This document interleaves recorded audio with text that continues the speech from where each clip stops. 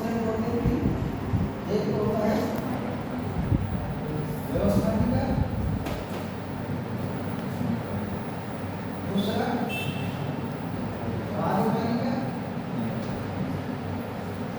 और तीसरा न्यायपालिका। ये तीन अंग हैं। सरकार किसी देश का अध्यक्ष हो, संस्थापक हो या लोकतंत्र में संसदीय, सरकार के तीन अंग होते हैं: व्यवस्थापिका, कार्यपालिका और न्यायपालिका। तो व्यवस्थापिका जो है कानून बनाने का काम करती है। क्या करती है? कानून बनाने का काम। और कार्यपालिका कानून लागू करती है। क्या करती है? कानून लागू करती है। और न्यायपालिका कानून का पालन कराती है। कानून का पालन कराती है।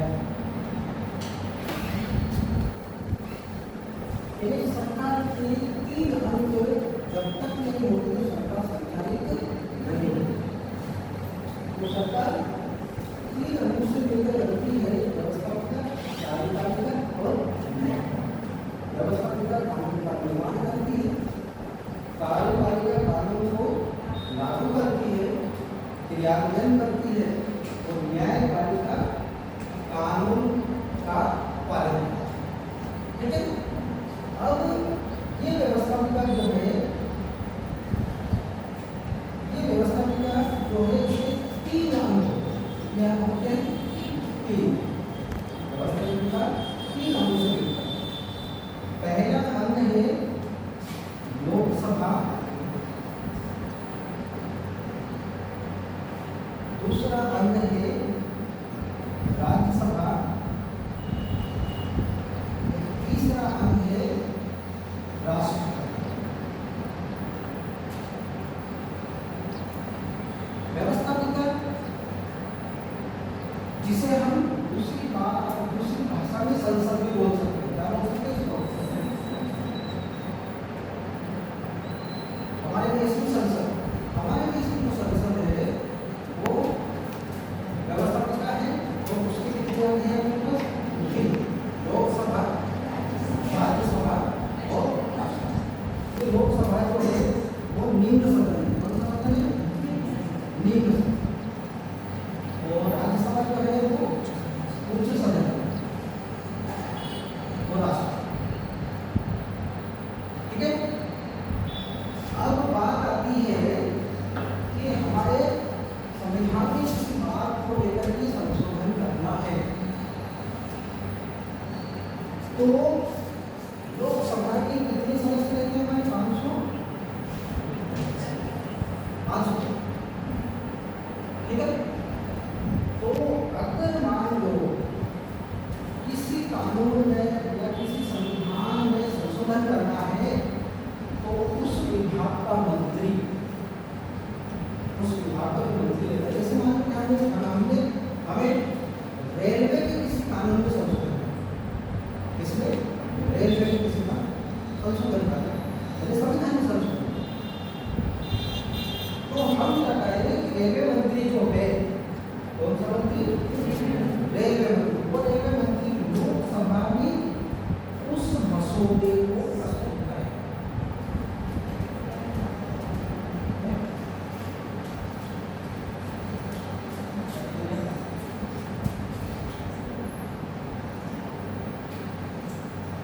तो क्या होगा?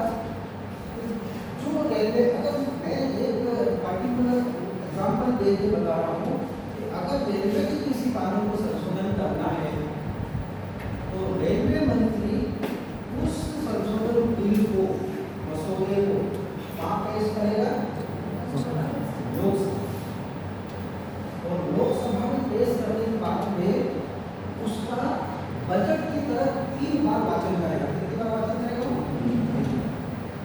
कि हमारे रेलवे में पुराना कानून ये है जिससे हमारी ये जनता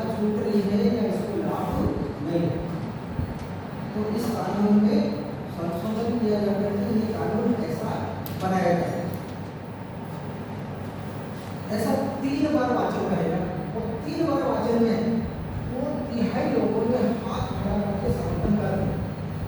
ये ऐसा होना चाहिए। कितने लोगों ने? 2 तिहाई। आधे से अधिक लोग, तो ऐसा मतलब क्या होता है?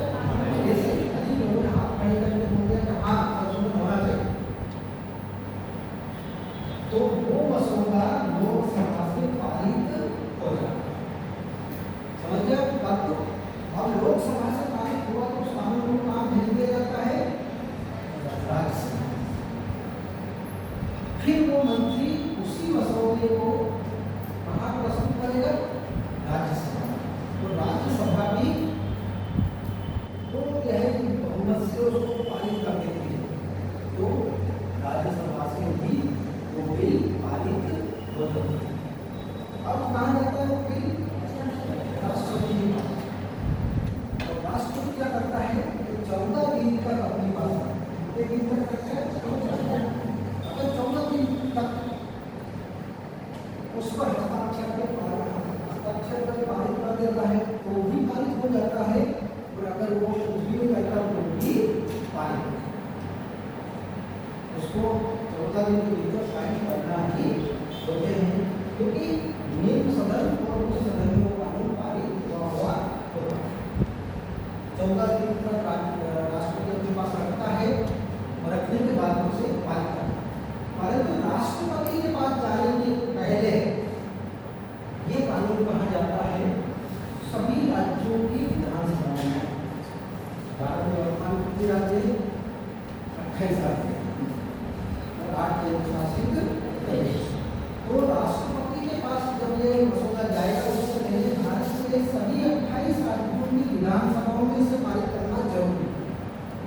मध्य प्रदेश, गुजरात, राजस्थान, हिमाचल, महाराष्ट्र, कर्नाटक, तेलंगाना, जितनी भी 28 राज्य, सभी राज्यों की विधानसभाओं में 2/3 बहुमत से संविधान संशोधन का अधिनियम पारित होना चाहिए।